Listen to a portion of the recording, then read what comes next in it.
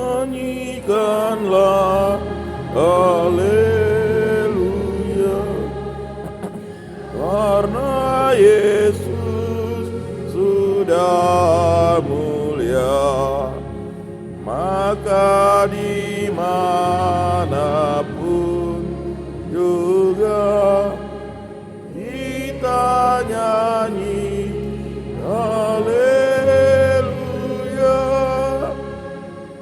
Mari kita nyanyi ria, Yesus Raja menang jaya. Rasa gentar dimusnahkan, mari nyanyi haleluya. Ia mati bagi kita, namun kini bangkit pula. Sang pahlawan di Golgota, kita nyanyi haleluya.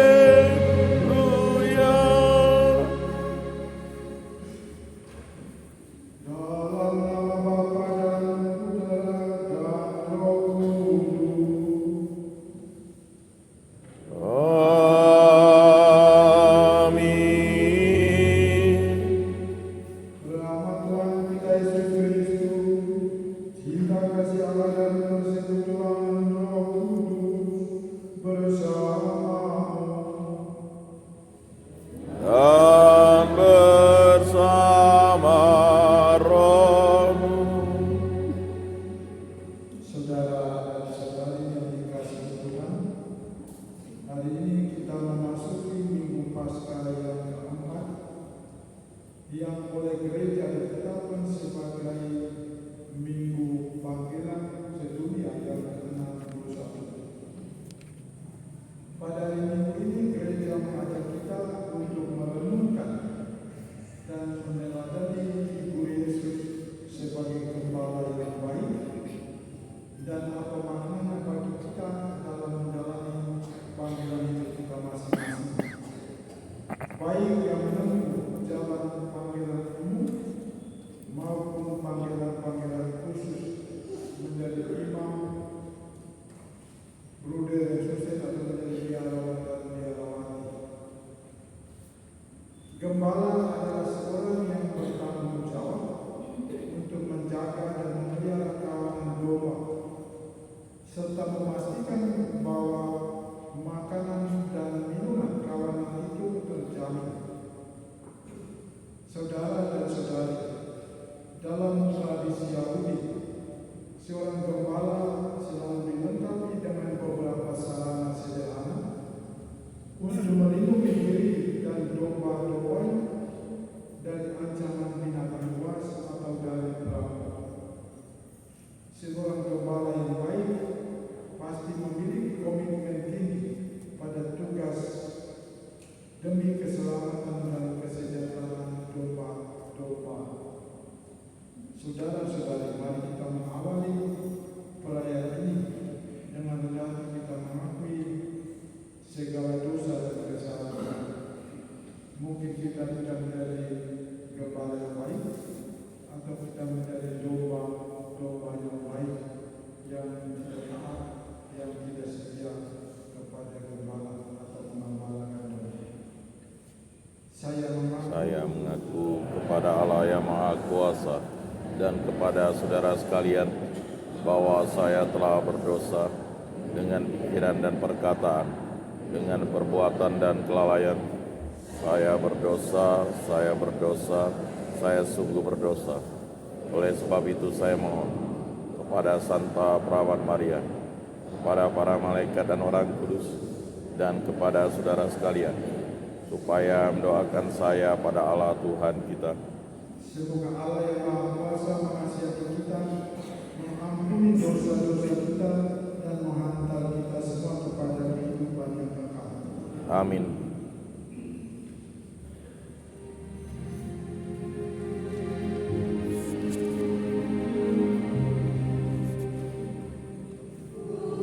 Tuhan, kasihanilah kami.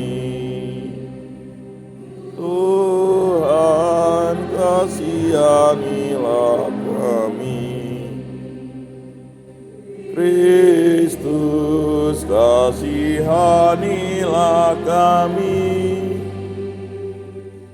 Kristus, kasihanilah kami. Tuhan, kasihanilah kami. Tuhan, kasihanilah kami. Terpujilah hatimu. Dan damai di bumi kepada orang yang berkenan dengan Kau. Kami memuji Dikau, kami meluhurkan Dikau, kami menyembah Dikau, kami memuliakan Dikau, kami bersyukur kepadamu karena kemuliaan-Mu yang besar, ya Tuhan Allah, Raja surgawi, Allah Bapa yang Maha Kuasa, ya Tuhan Yesus Kristus, Putra yang tunggal, ya Tuhan Allah, Anak Domba Allah, Putra Bapa. Engkau yang menghapus dosa dunia, kasihanilah kami. Engkau yang menghapus dosa dunia, kabulkanlah doa kami. Engkau yang menduduk di sisi Bapa, kasihanilah kami, karena hanya Engkaulah kudus, hanya Engkaulah Tuhan, hanya Engkaulah Maha Tinggi, ya Yesus Kristus, bersama dengan Roh Kudus, dalam kemuliaan Allah Bapa.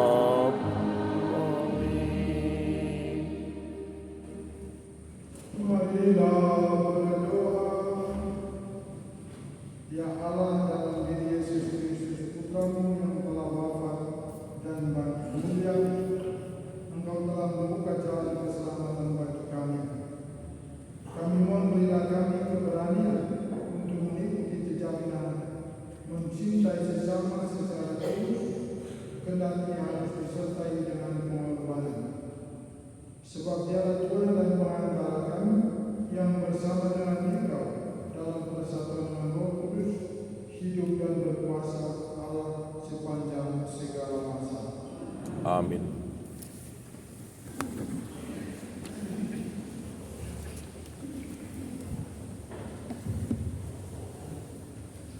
Bacaan dari Kisah Para Rasul. Tatkala dihadapkan kepada Mahkamah Agama Yahudi karena telah menyembuhkan seorang guru, Petrus yang penuh dengan Roh Kudus berkata, "Hai pemimpin-pemimpin umat dan kaum-kaum tua, jika kami sekarang harus diperiksa karena suatu perbuatan baik terhadap seorang sakit dan harus menerangkan dengan kuasa manakah orang itu disembuhkan, maka hendaklah kamu sekalian dan seluruh umat Israel mengetahui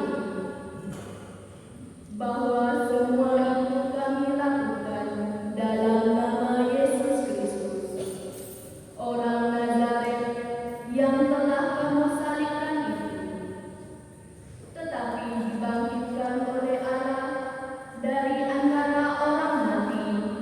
Karena Yesus itulah orang ini sekarang berdiri dengan sehat di hadapanmu. Yesus adalah batu yang telah dibuang oleh tukang-tukang bangunan, yaitu kamu sendiri. Namun ia telah menjadi batu penjuru, dan keselamatan tidak ada di dalam siapapun juga selain di dalam Dia. Demikianlah sabda Tuhan. Syukur kepada Allah.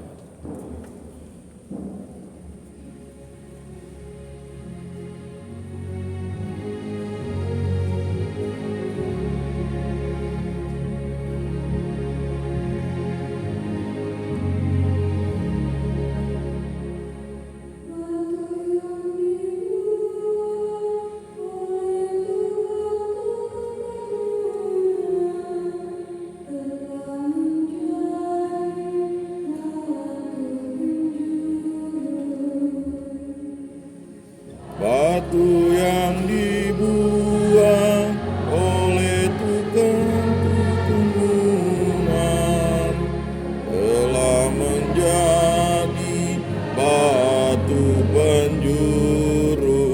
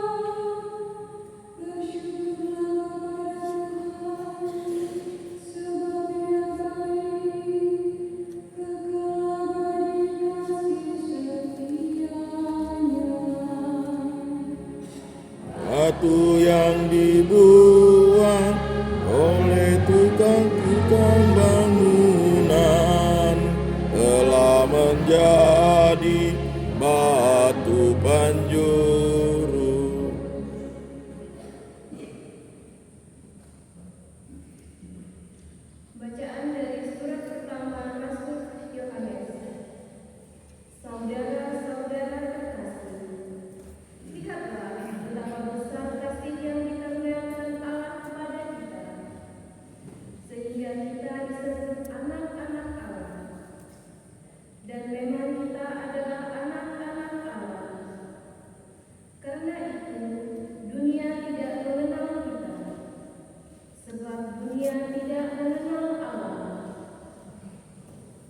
Saudara-saudaraku terkasih, sekarang kita adalah anak-anak Allah, tetapi belum nyata bagaimana keadaan kita kelak.